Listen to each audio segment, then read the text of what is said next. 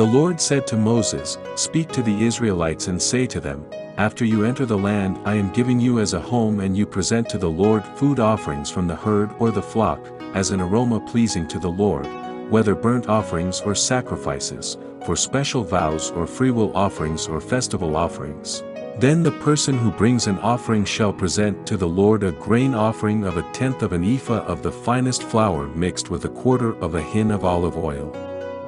With each lamb for the burnt offering or the sacrifice, prepare 1/4 of a hin of wine as a drink offering.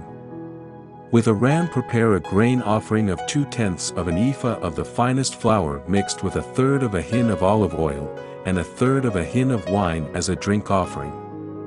Offer it as an aroma pleasing to the Lord.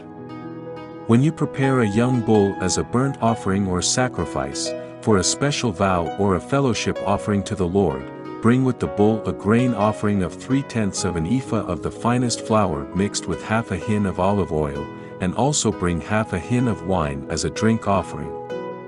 This will be a food offering, an aroma pleasing to the Lord. Each bull or ram, each lamb or young goat, is to be prepared in this manner. Do this for each one, for as many as you prepare. Everyone who is native-born must do these things in this way when they present a food offering as an aroma pleasing to the Lord. For the generations to come, whenever a foreigner or anyone else living among you presents a food offering as an aroma pleasing to the Lord, they must do exactly as you do.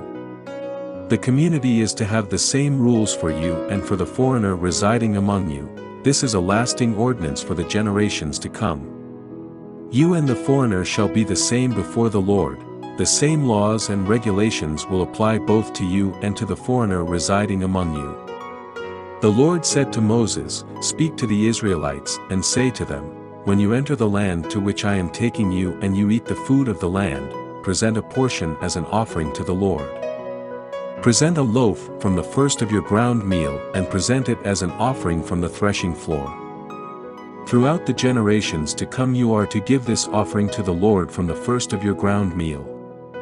Now if you as a community unintentionally fail to keep any of these commands the Lord gave Moses, any of the Lord's commands to you through him, from the day the Lord gave them and continuing through the generations to come, and if this is done unintentionally without the community being aware of it, then the whole community is to offer a young bull for a burnt offering as an aroma pleasing to the Lord, along with its prescribed grain offering and drink offering, and a male goat for a sin offering. The priest is to make atonement for the whole Israelite community, and they will be forgiven, for it was not intentional, and they have presented to the Lord for their wrong a food offering and a sin offering. The whole Israelite community and the foreigners residing among them will be forgiven, because all the people were involved in the unintentional wrong. But if just one person sins unintentionally, that person must bring a year-old female goat for a sin offering. The priest is to make atonement before the Lord for the one who erred by sinning unintentionally, and when atonement has been made, that person will be forgiven. One and the same law applies to everyone who sins unintentionally, whether a native-born Israelite or a foreigner residing among you. But anyone who sins defiantly, whether native-born or foreigner, blasphemes the Lord and must be cut off from the people of Israel.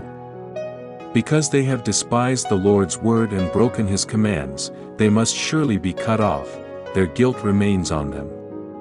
While the Israelites were in the wilderness, a man was found gathering wood on the Sabbath day.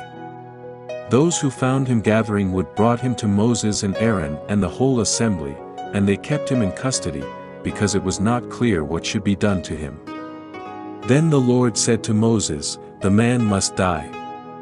The whole assembly must stone him outside the camp." So the assembly took him outside the camp and stoned him to death, as the Lord commanded Moses.